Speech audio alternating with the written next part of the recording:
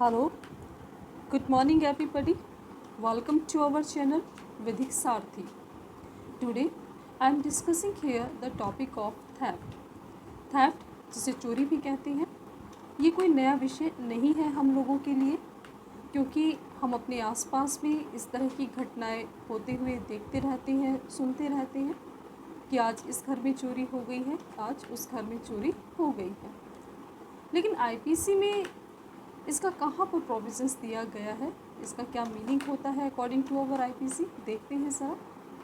इसका जो प्रोविज़न है वो आईपीसी में चैप्टर 17 ऑफेंस अगेंस्ट प्रॉपर्टी में दिया गया है। सेक्शन 378 से लेकर 382 तक में इसका प्रोविज़न दिया गया है। तो चलिए सबसे पहले इसकी डेफिनेशन को डिस्कस करते हैं। सेक्शन 378 जो थेफ्ट की डेफिनेशन के बारे में बात करती है, ये कहती है whoever intending to take dishonestly any movable property out of the possession of any person without that person's consent moves that property in order to such taking is said to commit theft।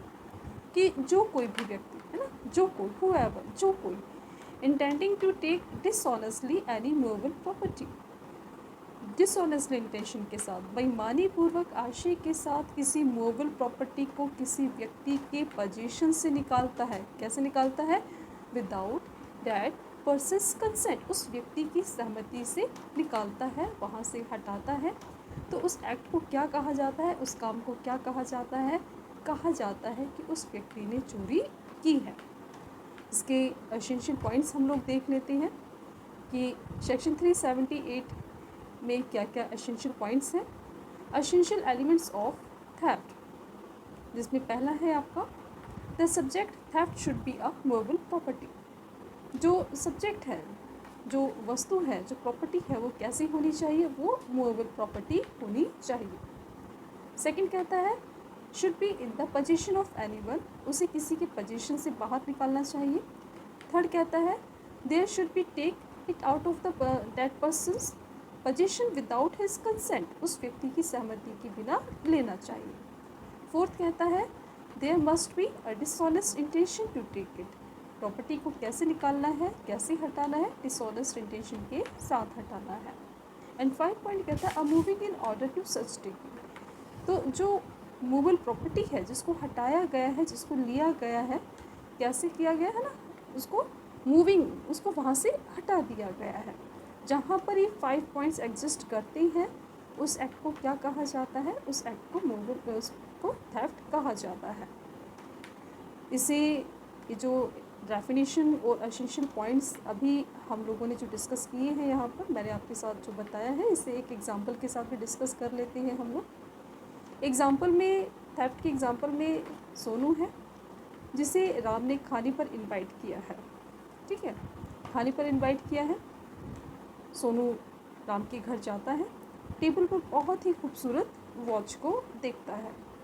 जैसे ही वो घड़ी देखता है, उसके मन में लालच आ जाता है कि काश ये घड़ी उसके पास हो। ठीक है, वो क्या करता है, जैसे ही राम वहाँ से हटता है, सोनू नज़र बचाते हुए उस घड़ी को अपनी पॉकेट में डालता है और वहाँ से निकल जाता है। तो ये जो सोनू है, इसने क्या काम किया है? इसने थेफ्ट किया है। इसे इसके एसेंशियल पॉइंट्स से टैली करके देखते हैं कि जो पहला पॉइंट है एसेंशियल पॉइंट्स थेफ्ट का, क्या है? Movable property. तो सोनू ने जिस प्रॉपर्टी को टेबल से हटाया है वो एक वॉच है। वॉच कैसी प्रॉपर्टी है? वॉच एक मूवेबल प्रॉपर्टी है।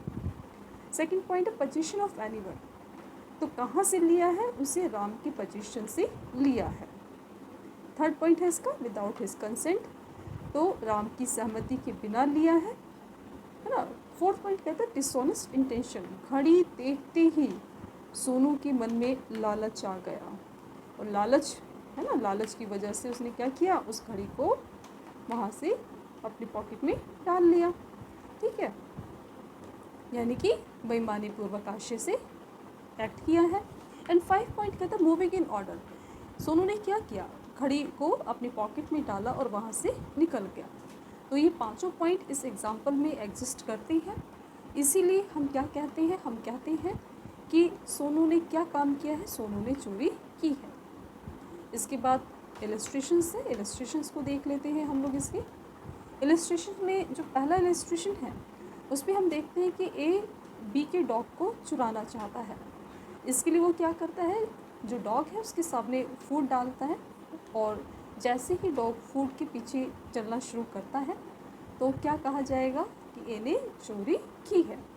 As soon as the dog is removed from there, as soon as जैसे ही है ना वहाँ से हटना शुरू करता है डॉग, क्या कहा, चोरी की है। इसके बाद जो सेकंड इलस्ट्रेशन है इसमें जो वॉच है, पर्टिकुलर जो ए है, ए ने उस वॉच को उस प्लेस से हटाया नहीं है बल्कि छुपा दिया है। ठीक है, कि बाद में वो आएगा और वहाँ से उसे लेकर चला जाएगा। तो यहाँ पर जो ए है, ए ने क्या काम किया है, ए ने यहाँ पर चोरी की है।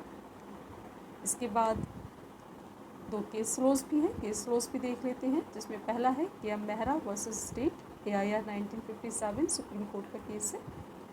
इस केस में जो एक्यूज़ है वो एयरक्राफ्ट को गवर्नमेंट ऑफ इंडिया की परमिशन के बिना पाकिस्तान की तरफ उड़ाकर ले जाता है। कैसे ले जाता है, बैड इंटेंशन के साथ, डिसऑनेस्ट इंटेंशन के साथ लेकर चला जाता है। तो सुप्रीम कोर्ट ने क्या कहा, सुप्रीम कोर्ट ने उसे थेफ्ट के लिए गिल्टी डिक्लेयर किया है ना। जजमेंट है इसमें, कहता है he was declare guilty of theft by the supreme court. Second है इसमें Pyarelal versus state of Rajasthan, AIR 1963 supreme court का केस है। और इस केस में जो एक्यूज पर्सन है वो गवर्नमेंट सर्वेंट है और वो डिपार्टमेंट से फाइल को उठाता है और किसी दूसरे व्यक्ति को दे देता है, और 2 दिन बाद वापस उस फाइल को वो वहाँ पर रख देता है। तो यहाँ पर जो एक्यूज पर्सन है, एक्यूज पर्सन ने क्या किया है, यहाँ पर चोरी की है। और कोर्ट ने उसे क्या कहा, कोर्ट ने कहा he was convicted of theft by the court. तो इस तरह से जो टॉपिक है थेफ्ट का कंप्लीट होता है।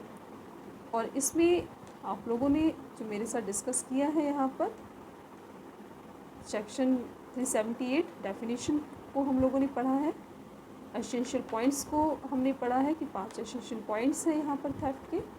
साथ ही साथ इलस्ट्रेशंस को डिस्कस किया है हम लोगों ने यहाँ पर, और इलस्ट्रेशन के बाद हम लोगों ने यहाँ पर जो है केस लॉज को डिस्कस किया है। तो इस तरह से जो हमारा टॉपिक है थेफ्ट वो कंप्लीट होता है। आई होप आप लोगों को अच्छा लगा होगा, और अगर आप लोगों को अच्छा लगा है तो प्लीज़ आप लोग इसे लाइक कीजिएगा और इसे सब्सक्राइब कीजिएगा। Thank you so much. मिलते हैं आप लोगों से अगली वीडियो में।